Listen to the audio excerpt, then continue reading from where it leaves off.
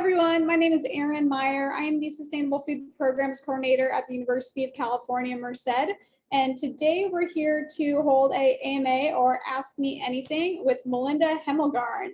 She has probably, I think maybe the coolest title I've ever heard. She is a registered dietitian and an investigative nutritionist. And she supports and promotes food system literacy, something I think we can all be more well-versed in. And she has this awesome podcast that I've just totally nerded out on called Sleuth Radio. We'll put a link to that later in the chat and also in the email that we sent out afterwards. But definitely listen to some of those podcasts. You can go down the rabbit hole and learn a ton on food, nutrition, sustainability, and a variety of topics. Also plastics. I heard some about plastics, which were really interesting. Next, I wanted to just open it up, have Guillermo, my colleague, introduce himself, and then we can take it from there. Hi, Guillermo. Hey, Erin. Hello, everyone. I'm Guillermo Ortiz. I'm the Sustainability and Diversity Educational Programs Manager here at UC Merced. I want to thank everybody for attending. I'm really looking forward to the discussion today. As Erin mentioned, we started this AMA to really talk to a bunch of different folks who have different experience in the world of sustainability. And so, Melinda, thank you so much for gracing us with your time today. And I'll turn it over to you to start up the AMA. Yeah, and also, by the way, anyone can just unmute and ask a question if they want. You can also just throw it in the chat if that's more comfortable for you. And I also have some that came in via email and via the sign-up sheet. So, Melinda, do you have any words you would like to say before we get started? Well, just that it's such an honor and a privilege to be invited to do this. So thank you so much for asking me. Anytime. I'm excited about the questions. All right, I can get us started. We got one that came in as a two-part question. So the first one is how to get agri-systems to eliminate synthetic fertilizers which make greenhouse gases. So I can put that in the chat. This is what they said for the first part. How do we get agri-systems to eliminate synthetic fertilizers? Well, that's a really big question, isn't it? Because we have to start by questioning why those synthetic fertilizers have been accepted in the agricultural community. So is it that farmers feel that they're essential for their production? Who has convinced farmers to want to use those in the first place? And then when it comes to eliminating them, that's a multi-part answer too, because it necessitates that we ask why they're there in the first place. And then how do we push the system, I'm assuming, to one that's more organic and regenerative, that rejects those kinds of toxic inputs. So then that's going to look at national agricultural policy, the way we reward our farmers. Are we rewarding farmers and pushing them to just keep on pushing out volume and bushels? Or are we going to stop and say, these are urgent times, and in order to protect our food system and our land and our water and our planet, then let's start rewarding farmers for not using those inputs and for producing higher quality food. I hope that, helps us kind of reframe that question to think about why these inputs are used in the first place. Great answer. And then the second part was really interesting too. Which foods production cause highest greenhouse gases? I'll just put that in the chat. But basically, what foods cause the highest greenhouse gas emissions? I think I would answer that by saying any foods that are produced using a lot of fossil fuels, foods that are produced in an industrial way. So where you've got those synthetic fertilizers, where you've got a lot of food waste, where you've got a lot of waste products feeding into the system. Yeah, it's kind of hard to say, well, it's definitely this and it's definitely that or not that. And we've seen the charts of, say, the cattle, but what really concerns me is that we're not looking at how animals are raised and we're not comparing and contrasting enough. So if you say, oh, beef automatically is bad, it produces all these greenhouse gases, it's like, wait a second, let's look at the way in which the animal was raised. Are we raising it on a feedlot where we're pumping it with antibiotics and hormones and feeding it grain? Or are we raising it in a more sustainable system where the manure becomes part of the landscape in a sustainable fashion, where the animal is grazed on grass? The kind of meat that I certainly recommend that people consume. I really feel strongly about not consuming food from the industrial system for so many reasons, public health as well as to protect our planet. I agree. Here, says John. Anyone have any burning questions before I tackle a few others? I do, Aaron. Melinda, what exactly is an investigative nutritionist? That's not a term I've heard before. Well, I just think about what I do. What I've always done as a dietitian, and I think what all of us do in this field. So in the very beginning, many of us start out in dietetics in a clinical position. And we have a patient who's sick, and we have to investigate why that person is sick. What kind of environment did that person come from? What has that person been eating that led him or her to this disease state? So there's an investigative process in figuring out how we're going to treat this person through a dietetic lens, through nutritional healing. And then, as my career has progressed, I realized that I've been investigating things throughout my career. When I worked at the university in extension, I answered questions from all over the state, which was so much fun. And so I had to investigate the person's question. And it could be anything from, how do I cook turkey safely over the holidays and protect it, to how much calcium do I need to protect my bones? So the whole gamut in food systems and human health. And that's always been my job, and it's always been something that I love to do. And now with the radio program, and before the radio, I wrote a newspaper column where I would call on people and just ask them questions and then turn that into a column. And then with radio, it's the same thing, where I find interesting people to ask questions. And yeah, so I think that's what it means to me anyway. Thank you. You're welcome. Hi, Melinda. I have a question. Great.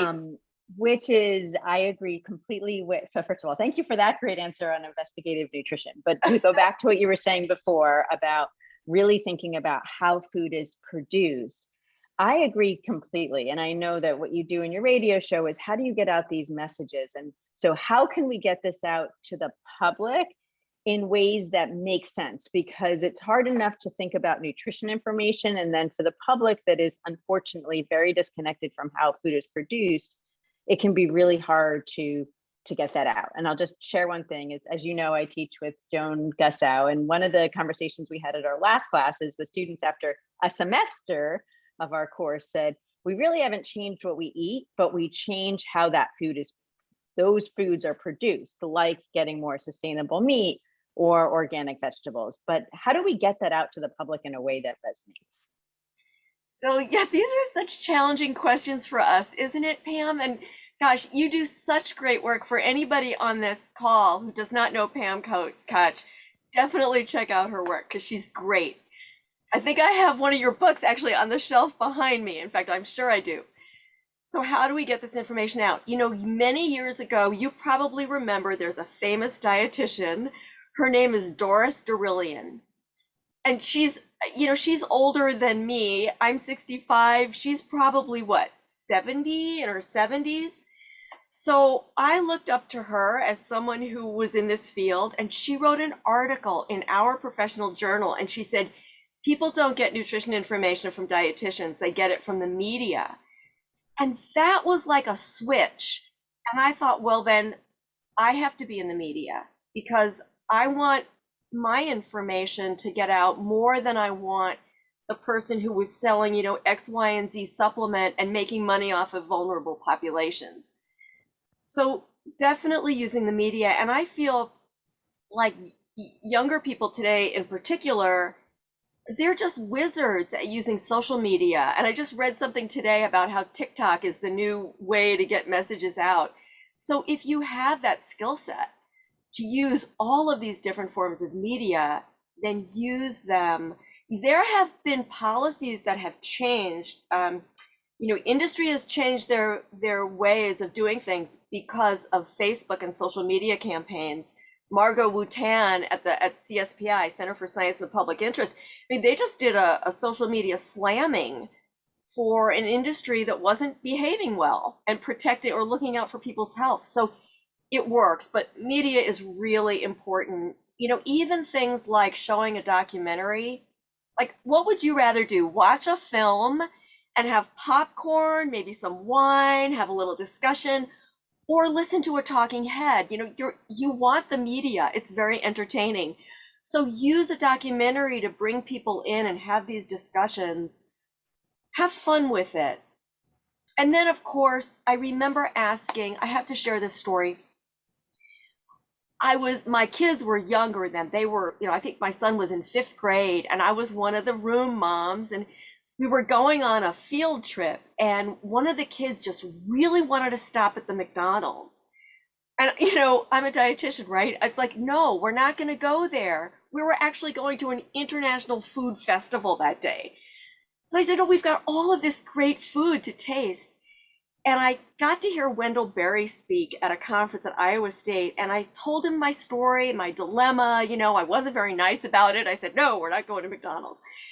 And I said, how do you get kids to embrace these different flavors of different cultures? And he thought for a minute. He said, let them taste it. So the work that you do, Pam, getting kids to grow food and cook it and taste it, is there anything better than the way food tastes that you've cooked yourself as a kid, right? So that's one method anyway, one suggestion. I'm sure you have many others. Hi. Hi. Hello, Melinda and everyone. Thank you for being here. First, I'd like to honor all of our ancestors and all of the answers from the lands that we're on. And I have a question with regards to Indigenous people. Do you have any experience working with them, either regionally or at the international level? Thank you. Oh, thank you so much. And I should have certainly mentioned that. Many years ago, I had an opportunity to attend a Hopi food festival in Arizona. And it was very much life-changing for me because I saw a group of people that had true reverence for food. And I truly wish that we all could step back multiple generations when there was a greater reverence for food. I have interviewed individuals who have come from Indigenous backgrounds, and whenever I do have a chance to bring them onto the radio show, I love to do that. Robert Shimmick at the White Earth Reservation in Minnesota, northern Minnesota, tells the story of his reservation surrounded by potato fields run by the Offutt company. They make I shouldn't say all, they make a significant amount of the potatoes that go to the McDonald's French fries. And he described how the children in his community are getting sick and some of them are dying. And I will never forget this interview with him. And I said, Mr. Shimmick, aren't the parents outraged? And he said, well, you'd think so, but it happens gradually. It's a gradual poisoning. So the children get a little bit of sick, and then there's a little bit of dying, and before you know it, it becomes the norm. What a tragic story. So Robert Shimmick from the White Earth Reservation has been another life-changing individual. What I wanted to share about the Hopi, my experience at the Hopi conference, was the corn, beans, the three sisters, the corn, beans, and squash, were being grown in an extremely arid environment. Those seeds had adapted. That's the magic of the seed. And there were some researchers that came from one of the land-grant universities that wanted those seeds. And they said, no, thank goodness. There was a reverence for the seed, and looking at seed as if the seeds were their children as well. So, wow, do we not need more of that awareness? There was a breakout session on modern farming. And I thought, oh, they're going to be discussing genetically engineered traits, right? Because that was what was being thrown down our throats with regard to modern farming in my world. And it was a discussion about whether they wanted to use tractors on the soil, because their planting practices were such that they planted the seeds and then the children ran on the ground to tamp them in. And by using tractors, that would be a different relationship with the soil. And there was discussion about what that would do to the soil health and quality. You know, what an education I received with such gratitude. So I was talking to a friend of mine yesterday who is a farmer in Minnesota, Mary Jo Forboard, and she is fighting a neighbor who wants to lay some pipeline that will probably disrupt some Indian graves. And we had a long discussion about the where she finds hope. And she said because I have trouble sometimes with that, sadly. And I called her knowing I was going to do this today. And I said, Mary Jo, where do you find hope? And she said, I find it in the indigenous food movement and what's going on there today. So I think that's a great way to start 2022, is to broaden our perspectives and see how did our elders produce food, and to get that reverence back for food. And I am so grateful for that question. I'm sorry I went on and on. No, that was wonderful. Thank you so much, Melinda. Appreciate your time. Thank you.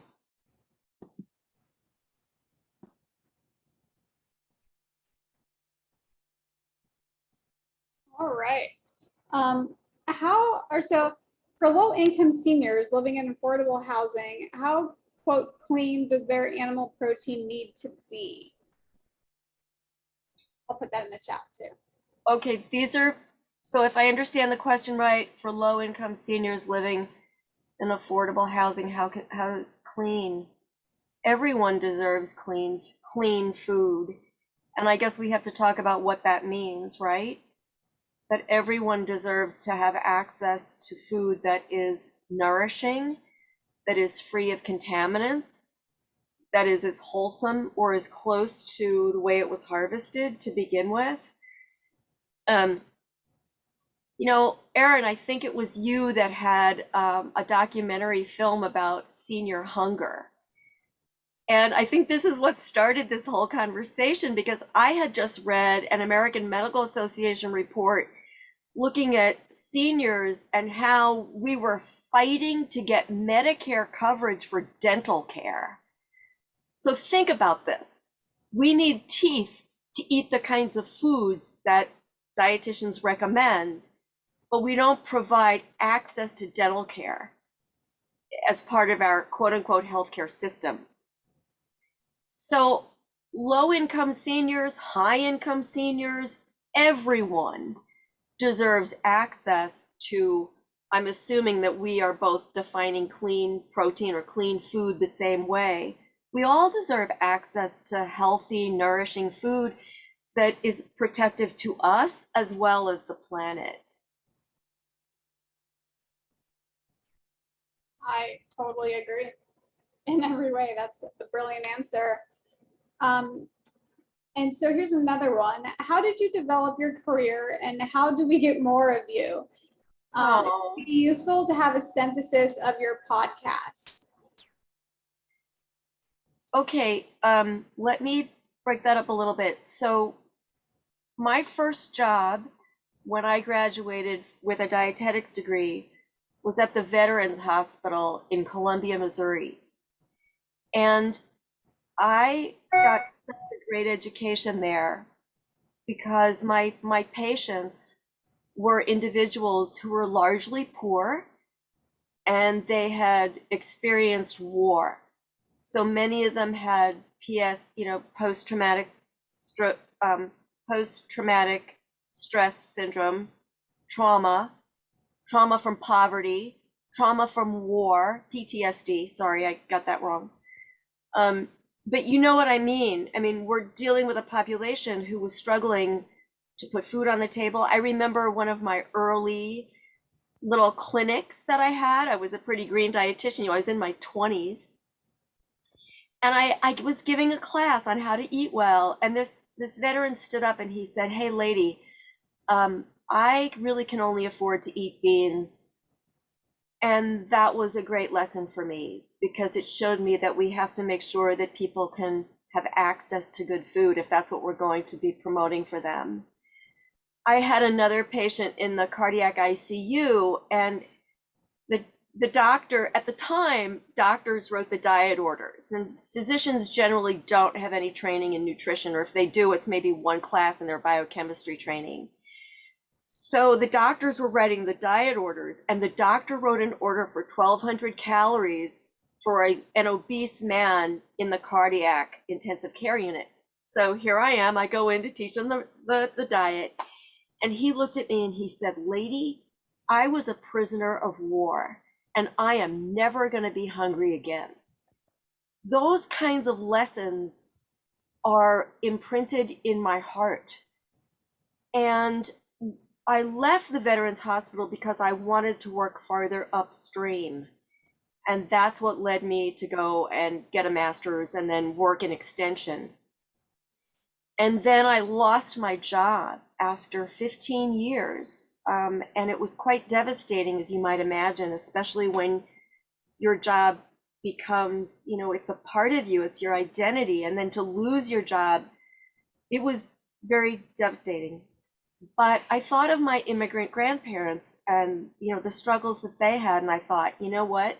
I could curl up in a ball and be depressed, or I could push forward. And I ended up applying for a Food and Society Policy Fellowship that was life-changing. It was through the Kellogg Foundation. And it was during that fellowship that I discovered the importance of how we produce our food through agriculture, because I certainly didn't learn anything about agriculture in my dietetic training. Things are changing, and it's because of people like Pam and others, I'm sure, who are on this call who are teaching dietitians about sustainable ag, where that's different now. But I tell you this story, I guess, to say that, we've gone through a lot of life changes, all of us, during COVID, and many of us will lose jobs and will feel devastated. But I really do believe it's an opportunity to reinvent ourselves and to follow our hearts. And our best work is that which combines our heart with what the world needs most. And that's not my quote, that comes from Kathleen Dean Moore, who's an environmentalist and a philosopher at Oregon State.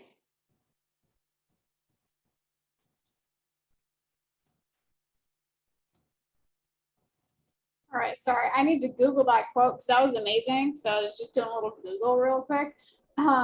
Olivia asks, what are the best ways to pressure our government to alter the farm bill and change ag subsidies to deter from monoculture farming and degenerative livestock production? Great question. It is a great question. It's something we've been struggling with for a long time. Where do you want to start? Antitrust regulations?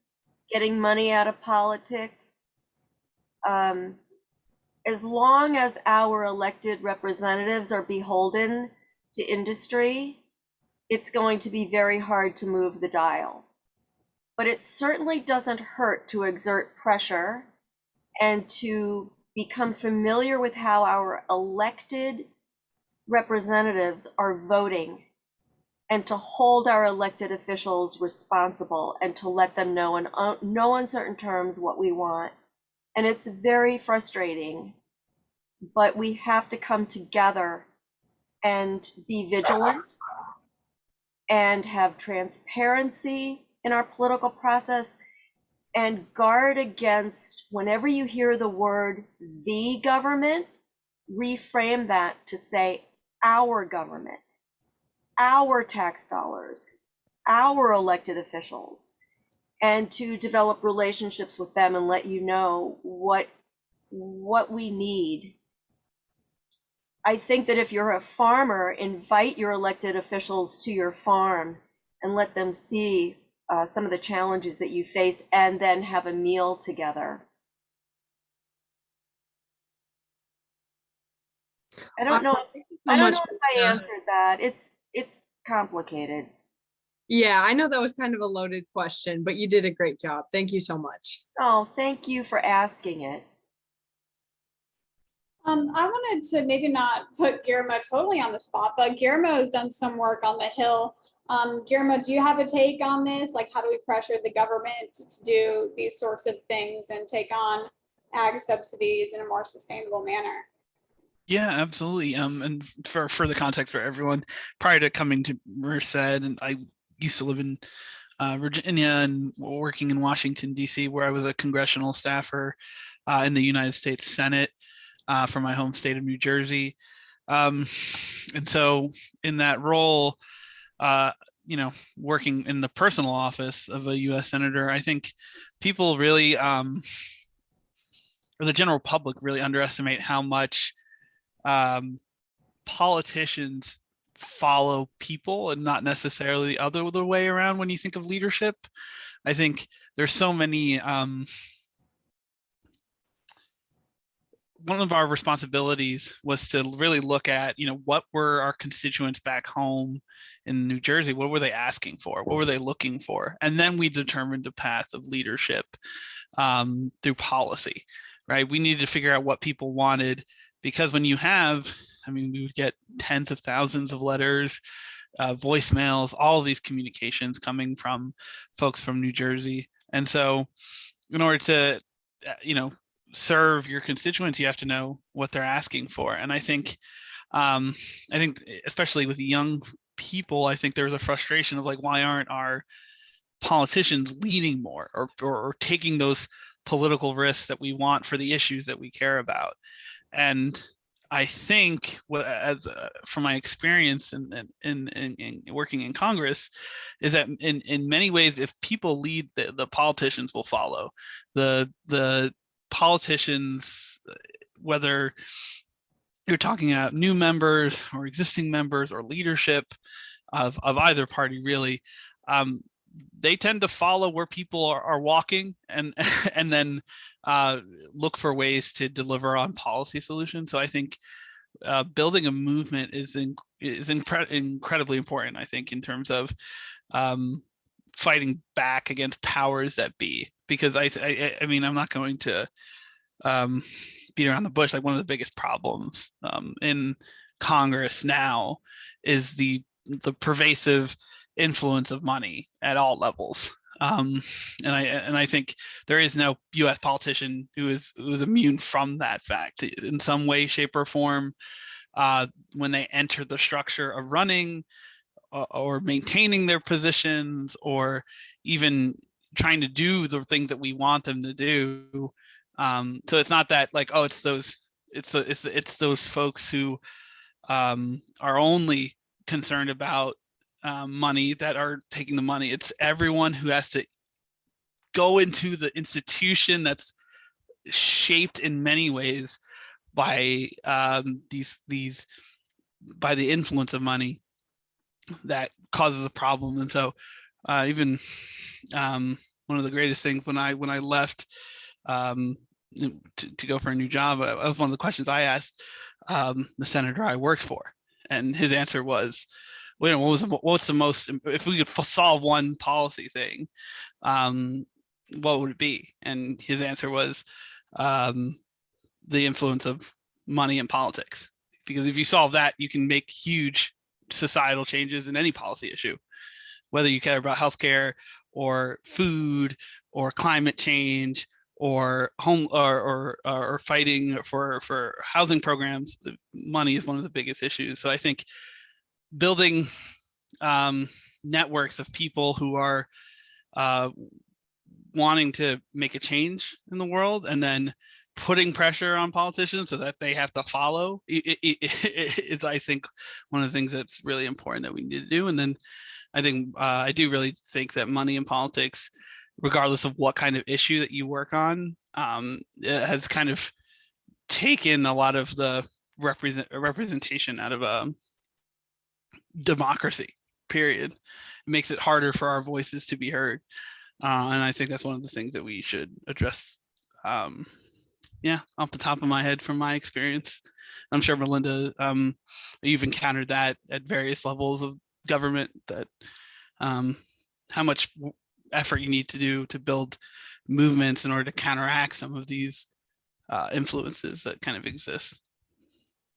Oh, absolutely. And it's not just government, it's also at our land grant colleges, our professional associations, beholden to money. So would you say that probably getting involved with Citizens United is a good place to start with regard to getting money out of politics? Yeah, I think a lot of folks do point to Citizens United as like a tipping point of when the floodgates were opened for money to enter our political processes, and in obvious ways, and then unfortunately in very I think what the full term was, like, dark money in politics, essentially. Right. Well, that there's now all of these ways to like set up PACs and super PACs to like hide where money is actually coming from, and then have a lack of regulations that actually that make it so you don't even have to disclose where that money came from in the first place. And so I think you have we've allowed, through things like Citizens United, but I don't think that's the only thing to focus on. We've allowed money really to just sweep across our political process in ways that I think have been detrimental. And the influence too, I do want to just touch on the issue of land grant colleges, because I was at the University of Missouri for 15 years, and we have a Monsanto auditorium. There's a lot of influence with ag money, and there was a great report, I think it was the Midwestern investigative reporters under Pam Dempsey's leadership. There was a big expose on how many colleges get money from big, in our world, say big food, big ag. Of course, there's big pharma. But what that does is, you get departments that are limited to what research questions they ask, and they get their hands slapped for talking to reporters. The influence of big business, big ag, on our agriculture and how we think about agriculture, getting back to that first question about synthetic fertilizers, where do we get the idea that this is the way to farm? Are we having classes on indigenous agriculture at our land grant colleges? Or is it just accepted, like at Purdue University, where the president came out and gave a talk about, people who don't embrace genetic engineering in crops, they need to be silenced because they don't know what they're talking about.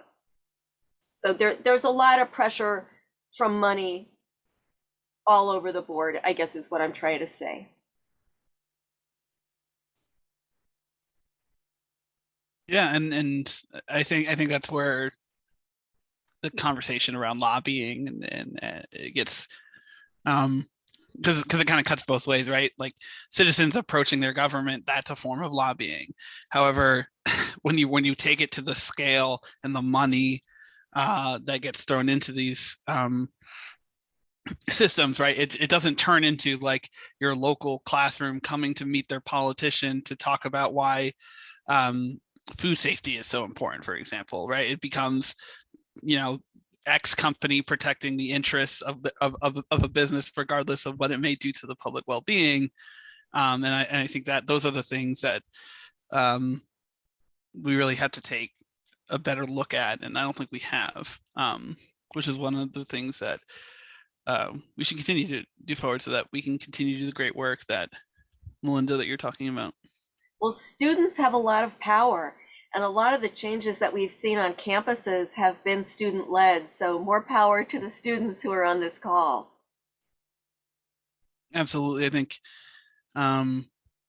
students, even just getting involved in our politics in general. Once if money is obscuring our voices, and we just gotta scream louder, I guess. And remain vigilant.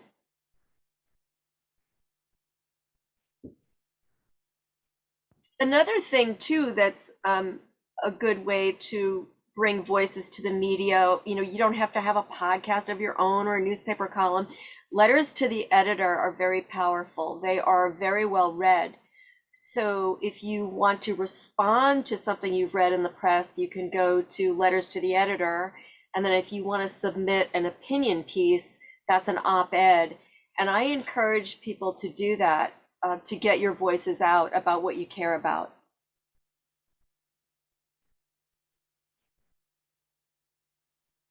So if someone wanted to start a podcast, how would we go about that? Do you have any tips for those that might be interested in doing so? Well, my situation was really unique in that I was a newspaper columnist for 20 years. And one day my editor said to me, we're going to be cutting your column. Another job loss, you're done. And it was really, I didn't take it personally. It was around the time when newspapers were shrinking, which is another threat to democracy, for, a webinar for another day. But I had been doing a lot of media at the university through extension. And so the general manager at our community radio station came up to me one day in a parking lot and said, "Hey, do you want to do a radio show?" And I said yes, without thinking twice. So if you have access to a community radio station, get involved. They will offer training. You'll have equipment available to you. I just can't say enough about community radio. It is the last bastion, or one of the last bastions of democracy. There's no commercial advertising on it. So there's no influence from commercial interests. The podcast is just a function of that production that goes on at the community radio station. So I can't help you with your real question. Yes, go ahead. Thank you, Melinda. Your career transitions are inspiring to me. My parents are also immigrants, and I said that to myself. If they were able to come here with my dad, just the shirt that he's wearing, and make things work out for him and our family, then I can do the same. I'm in a more stable position. I'm curious about your Al Gore's Climate Reality Project leadership training. Oh my gosh. So there's going to be another one starting in April. A fellow dietitian had gone through that training, and she happened to post it. We have a group called the Planetary Health Collective, and she mentioned this Al Gore climate training, and I thought, I need to learn more about climate change. This is absolutely, of my big urgent issues, this is number one. And we don't have much time. How can I learn more? And based on her recommendation and that of another friend who also went through it, I signed up. It's free. I learned how little we are exposed to climate catastrophes globally. And, you know, my newspaper, for example, my little shrunken newspaper, seems to be more interested in sports scores and whether or not the college team is going to a bowl. I mean, who cares? We've got communities that are burning up. That is more important than sports. But why isn't it, you know, above the fold? Why isn't it in the paper every single day? Why am I not hearing about it on the news every single day? So I advise anyone who's interested in this and wants to learn more, you join a larger community of people who care. And maybe some people are interested in public health. Maybe some people are interested in food and agriculture. I think we need more food and agriculture people actually at that table. There are others who are focused largely on energy use, you know, in transportation and such, solar versus wind, that kind of thing. But there's something for everyone, and we're all invested in this. So, yeah, I can't say enough good about it. Thank you. Did you get the sense that they also had a broad focus on climate justice as well? Or was that not considered? Indigenous climate justice, excuse me. I think there was a big focus on individuals who are most affected. Okay. Largely, you know, I'm going to say, you know, brown and darker skinned people who live in the most susceptible or vulnerable regions, that they're suffering from the activities of the global north that we don't think about. I was also very much inspired to dig a little bit deeper into plastics. And Erin had mentioned that at the beginning, that I'm trying to have more people with a plastic expertise on the program, because it's my understanding that the fossil fuel industry kind of sees the writing on the wall with regard to where, you know, how we're going to be driving our cars, etc. But they are planning on producing more plastic. So that's, you know, God forbid there should be any loss of profit. But our oceans are just belching plastic. And there was even some research looking at microplastics in placentas. And you think about the endocrine disruptors, you know, the synergistic relationships of endocrine disruptors from plastics and fossil fuels and pesticides. And is it any wonder we see some of the health problems we see today? So long-winded answer, sorry. No, it's great. I really appreciate all of your insight. Thank you so much for taking time to give me a thorough response. Thank you for asking that question. And if you have any other suggestions on how I can expand my Indigenous climate justice knowledge before I make that transition, I'd appreciate it. Thank you. Why don't you send me an email? My email is foodsleuth@gmail.com. Okay. And are you in California? I'm in Arizona. Oh, Arizona, great. Yes. Okay. Yeah, send me an email and I'll see if I can't think of something. Thank you so much, Melinda. Okay. Appreciate it. You're welcome. Great question. Someone else put in the form, where can the average non-RD begin learning about the macro and micronutrients that our body needs and their bioavailability? A non-nutrition learning about that. Okay, bioavailability.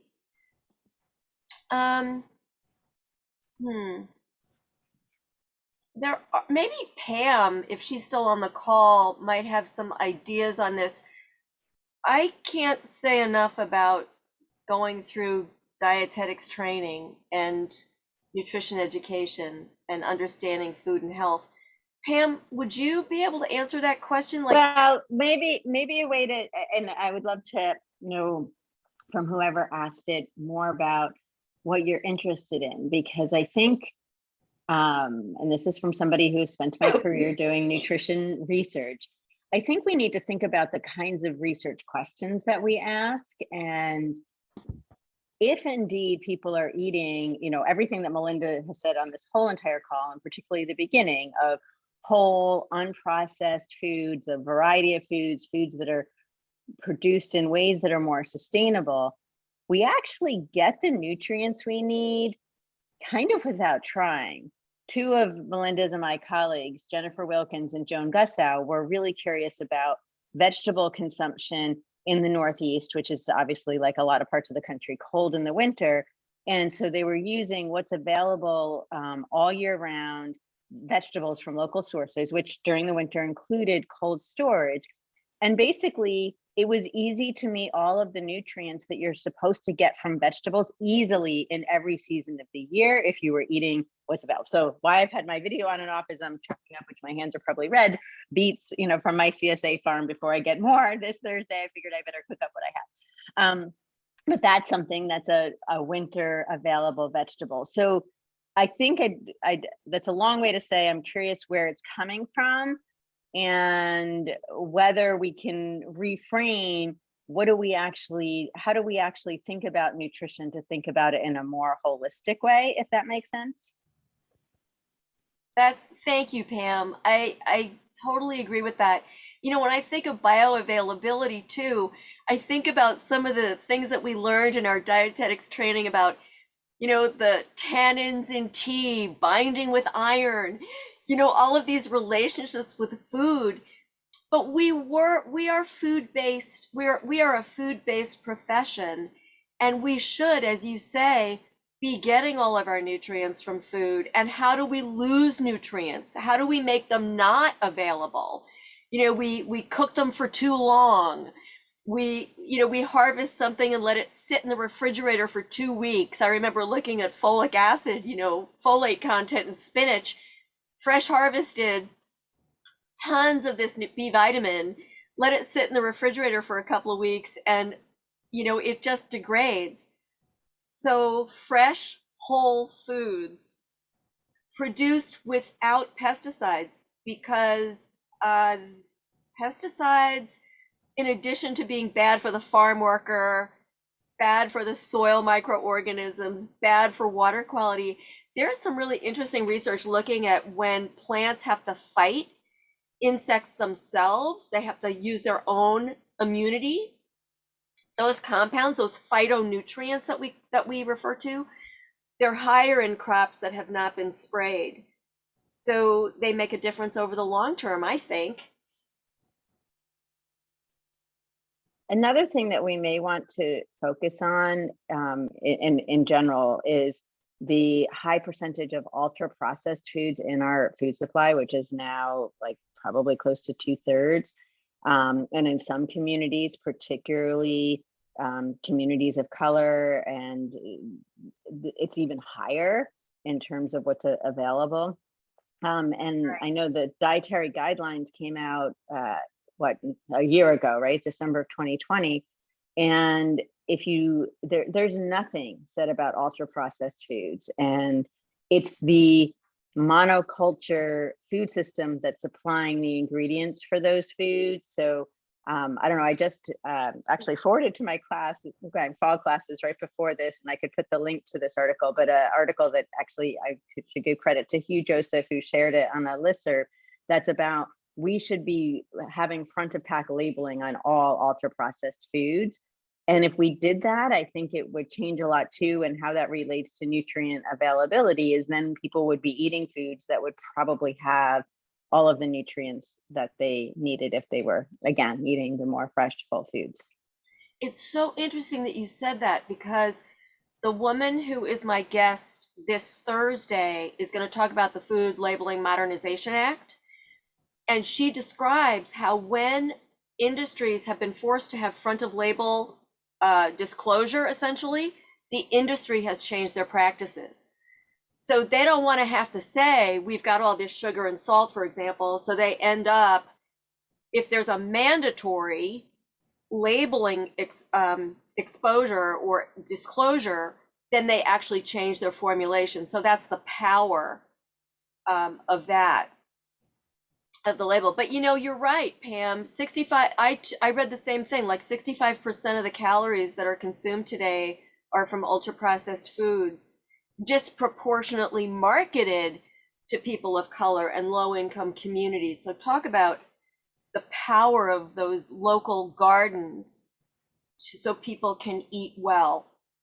That's the beauty of your work, and others who are doing work with community gardens. I had a woman from Impact Justice who talked about food in prison. I mean, can you imagine the garbage that is not only given to individuals who are incarcerated, but also sold in commissaries? You know, who's making money on that? And we know that our mental health as well as our physical health is impacted by what we eat. So if we're going to talk about corrections and rehabilitation, then let's start rehabilitating with good food. Another one of my soapbox issues, prisons.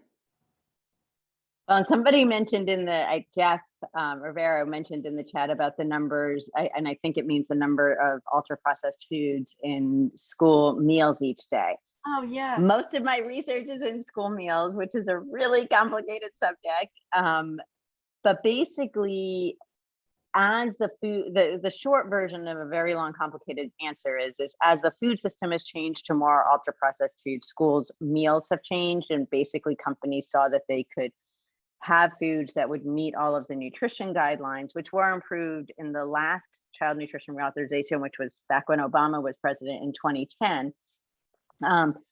Basically, because of the nutrition guidelines for students that eat school meals, it tends to be the healthiest meal of the day.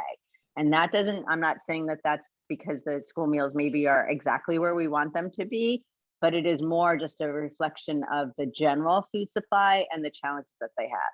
I can tell you that there are efforts all over the country, including in New York City, where I am, to basically have more freshly prepared foods in school meals. And it's a challenge on the limited budget. The reimbursement rate is low. It's also unfortunately becoming or is more of a challenge this school year because of all of the supply chain disruptions. So New York City has actually had to change the menu based on what they have not been able to get. And so, you know, I think that's where we can be policy advocates and say, we demand that the resources that go into what children eat at school allows them to have the kinds of meals that we want children to have, allows them to have the kinds of meals that complement gardening experiences and cooking experiences and food justice experiences that they're having in school, because that is what's going to basically have them connect all of those dots and learn the messages that we want them to learn. Absolutely. And, you know, years ago, I heard a woman speak. I can't even remember which conference it was anymore, but she was looking at BPA levels in school food. So the more canned food with BPA in the linings, this is bisphenol A. It's a compound that migrates from this plastic essentially into foods, and it's an endocrine disruptor. And they found that kids that ate the school lunch that had more of those highly processed foods had higher levels of BPA in their circulation, in their bloodstream. So lots of reasons to move away from processed food.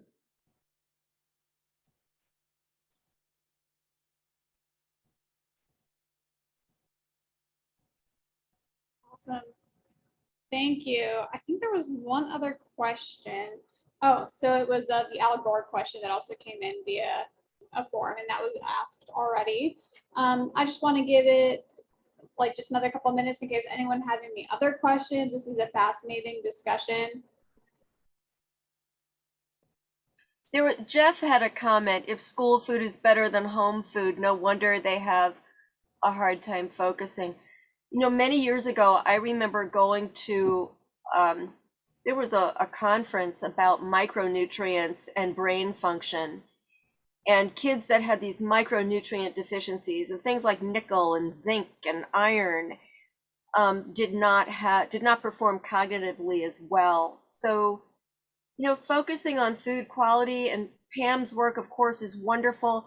In my own career of 40 years, there's been so many positive changes with regard to farm to school. There's been an explosion. Same thing with farmers markets. We just have to make sure that everyone has access to this high quality food and truly understand the impact. Especially, I think children are so vulnerable because if we don't feed them well when they're young, it's hard sometimes to catch up. And we actually run the risk of losing IQ points when food is contaminated, say with heavy metals and such. So it's just more food for thought.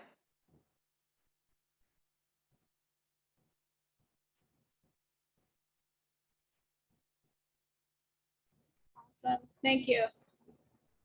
So I don't know how to say your name. I don't want to butcher it. Rami? I'm sorry. I totally butchered that. Your hand is still up. Did you have another question?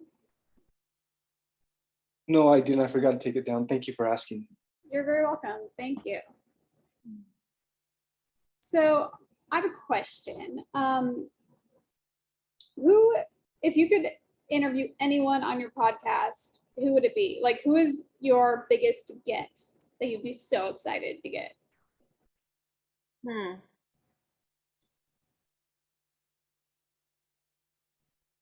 I don't know. I feel like every guest I've had, the way I look at Food Sleuth Radio is that every single guest provides a puzzle piece. So there isn't one person really. It's everyone collectively filling in this big food system puzzle. And it takes every single voice. And it could be a filmmaker, it could be a farmer, it could be a nutritionist, it could be a physician, but everyone, it could be, Joe on the street who struggles to put food on the table. Their voice is just as important as the PhD level researcher, because everyone has a story to tell about the food system. And some people have insights into paths that we wouldn't even consider or think about. So everyone matters, every voice matters. There really isn't one in particular. That's a really good answer. Thank you. Selfishly, there's one guest I would love for you to have. I don't know if you've had them yet, but there's a lot of work now being done around surplus food, and that's my area of expertise, surplus food, food waste, and so on. And there's a couple of pieces of proposed legislation, like called the Zero Food Waste Act and Plan, as well as a Compost Act. If you could get like Shelley Pennegree, that would be an awesome guest. I don't know if you've reached out to them, but I think that would be super interesting, just from a selfish perspective. Well, I invite everyone on the call. If there are people that you know, or maybe it's yourself, somebody that has a puzzle piece that you think needs amplification, because that's what the show is about. It's connecting the dots between food, health, and agriculture with an eye towards environmental and social justice. We want to find those voices, get those puzzle pieces so that we can better see the food system, and we want to amplify those individuals who hold that key. So foodsleuth@gmail.com. Feel free to email me. Awesome. Thank you. I really appreciate this discussion. I feel like I've learned a lot. I also have so much more digging now to do. I've learned some things where I need to focus a little more time on. So thank you. Thank you all for attending. Have a fantastic rest of the day. Thank you, Melinda, for joining us. And Thank you. her podcast is amazing. Thank you all. Thanks, everyone. Have a good day, everybody. Thanks, everyone. Appreciate it. Happy New Year. Happy New Year.